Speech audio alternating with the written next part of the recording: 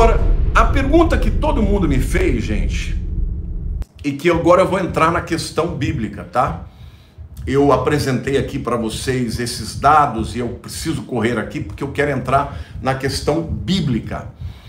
E eu já quero pedir que você, nesse momento, antes de eu entrar na questão bíblica, que você possa compartilhar, dar like, porque quanto mais vocês interagirem com o vídeo, mais pessoas serão notificadas pelo YouTube, tá bom? Bom, será que existe respaldo na Bíblia para uma guerra nuclear que possa acabar com bilhões de pessoas na internet? Eu quero dizer, antes de mais nada, que sim. Eu vou dar alguns textos para vocês aqui que citam palavras que podem sugerir bombas atômicas e guerras nucleares, tá bom? Agora, deixa eu dizer algo para vocês. Isto não vai acontecer antes do arrebatamento, tá? E eu vou mostrar para vocês o porquê. Eu quero começar lendo com vocês Apocalipse 8, de 8 a 11, que diz assim. Esse texto já está falando da grande tribulação, tá? O segundo anjo tocou a trombeta e uma como que grande montanha ardendo em chamas foi atirada ao mar, cuja terça parte se tornou em sangue, e morreu a terça parte da criação que tinha vida, existente no mar, e foi destruída a terça parte das embarcações. Depois, o texto seguindo diz: o terceiro anjo tocou a trombeta e caiu do céu sobre a terça parte dos rios e sobre as fontes das águas uma grande estrela ardendo como tocha. O nome da estrela é Absinto, e a terça parte das águas se tornou em absinto. Absinto é amargas. E muitos dos homens morreram por causa dessas águas, porque se tornaram amargosas. Eu quero dizer para vocês que João, ele teve uma visão de uma tocha chegando tão grande que parecia uma montanha pegando fogo vindo sobre o mar. Agora, gente, ele não tinha nada que pudesse comparar com isso. Agora, se ele não tinha nada que pudesse comparar com isso, ele citou como parecesse uma montanha. Mas aqui pode ser uma bomba nuclear, sim. Sabe por quê? Porque o texto diz que as águas se tornaram amargas. E o versículo seguinte, quando fala que o nome da estrela é Absinto, vocês se lembram do desastre nuclear que aconteceu em Chernobyl? Quantos se lembram, comentem aqui. A palavra Chernobyl, em russo, significa absinto. Uau! Chernobyl significa absinto. Ou seja, Chernobyl tornou toda aquela região contaminada com radiação. E quando fala que as águas se tornaram amargas, é porque o absinto é uma substância extremamente amarga. E a água contaminada pela radiação ficou amarga desse jeito. Então, é provável que João tenha visto esta montanha pegando fogo como uma bomba nuclear, gente. E vocês saibam que uma bomba nuclear, ela não estoura quando ela bate na Terra. Por exemplo, a bomba que destruiu a cidade de Hiroshima e Nagasaki, ela estourou a 600 metros do ar. Entendeu? A ignição dela aconteceu ainda no ar. E, obviamente, isso cai depois, como também sobe aquele cogumelo que vem como depois. Então, alguns teólogos, quando leem esse texto, acreditam que isso pode estar se referindo a uma bomba nuclear que vai tornar o mar e as águas dos rios, entendeu? Completamente amargas ou completamente inutilizadas para beber, por conta de serem águas que estão com radiação altíssima, né? Por causa da bomba nuclear. Segundo Pedro, eu vou olha, presta atenção, porque isso aqui que eu vou dizer também, que é algo extraordinário, tá? Que vem do texto original.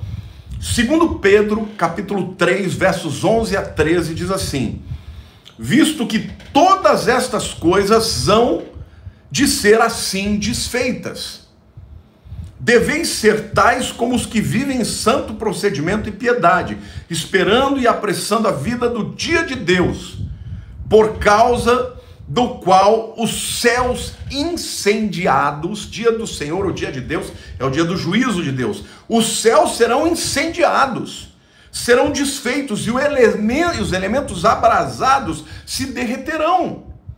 Nós, porém, segundo a sua promessa, esperamos novos céus e nova terra, nos quais habita a justiça. O apóstolo Pedro está profetizando que vai haver um momento em que os céus se desfarão, serão abrasados. E quando forem os céus, hein, gente, serão abrasados. E quando forem abrasados, eles se desfarão, incendiados se desfarão. Agora, detalhe: a palavra céus no grego é uranos. Uranos.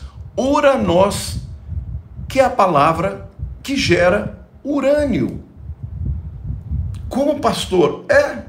Quando está falando dos céus se desfarão, abrasados, a Bíblia está dizendo que os elementos dos céus se desfarão como fogo sendo queimados, mas a palavra que ele utiliza ali é uranos. Eu não estou aqui dizendo necessariamente que João tinha esse entendimento, ele escreveu essa palavra. Agora, a palavra uranos é a palavra que gera a palavra urânio. Então, o que pode e o que forma uma bomba atômica é o enriquecimento do urânio. Então, será? Pode ser que sim, pode ser que não, pode ser que ele esteja se referindo só ao céu mesmo, mas pode ser sim que aqui o Espírito Santo, sabendo do futuro, fez com que ele utilizasse uma palavra que pode tanto significar céu, quanto também uma palavra que pode originar depois a palavra urânio, que enriquece uma bomba atômica, nuclear, termonuclear, que por sua vez é capaz de desfazer e abrasar os céus.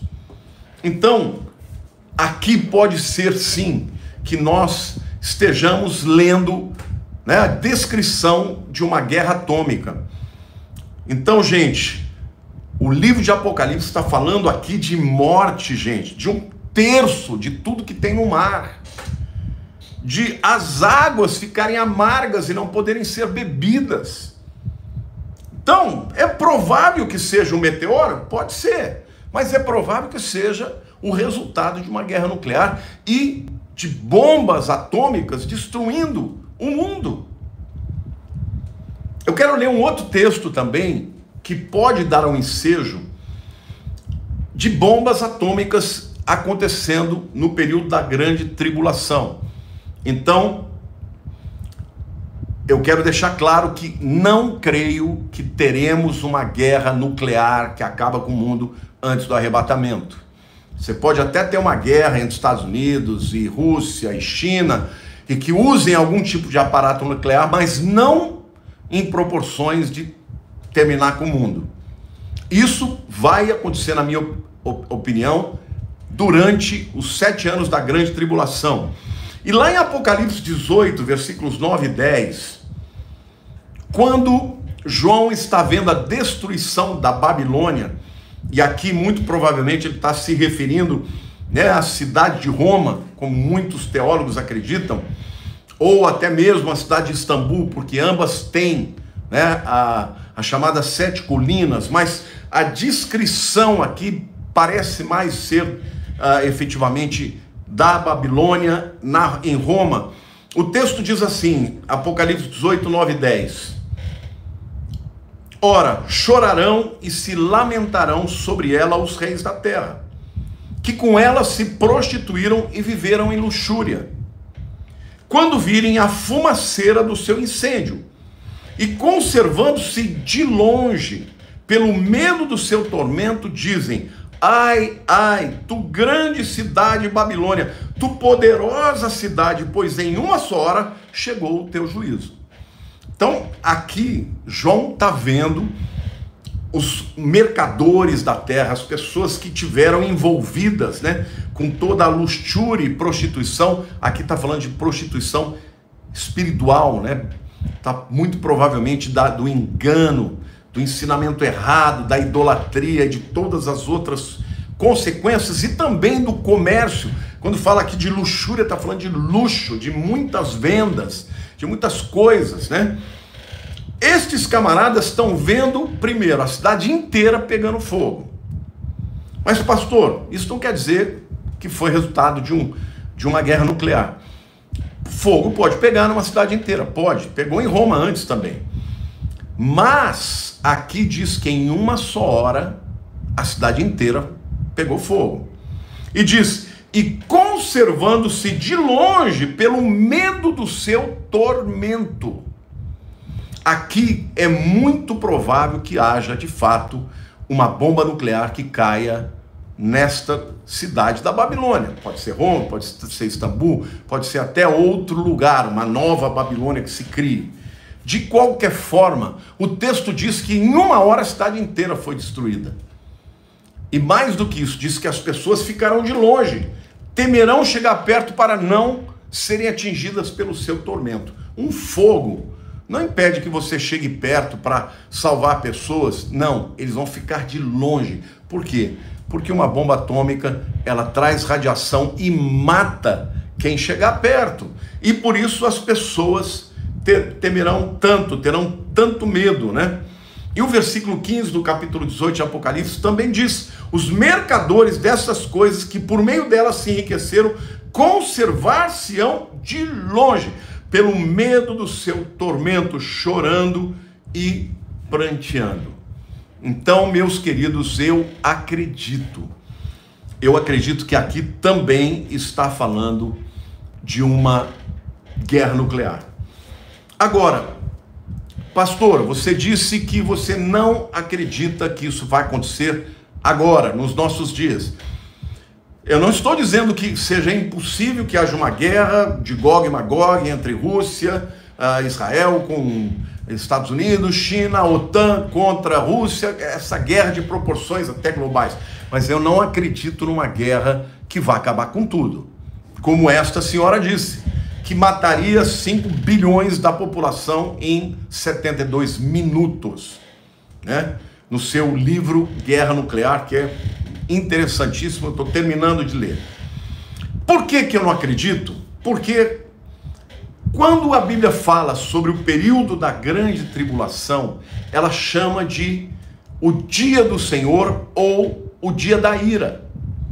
O próprio livro de Apocalipse fala que quando o povo estiver no meio da tribulação, essas coisas tiverem acontecer, eles vão blasfemar contra Deus, mas eles vão entrar nas montanhas, né, os bunkers aí, e vão dizer, livra-nos da ira daquele que está sentado sobre o trono e do Cordeiro. Eles vão saber que a ira de Deus está caindo sobre eles, mas não poderão fugir. Então, esse período da grande tribulação, a Bíblia chama de o dia da ira. E lá em 1 Tessalonicenses 5,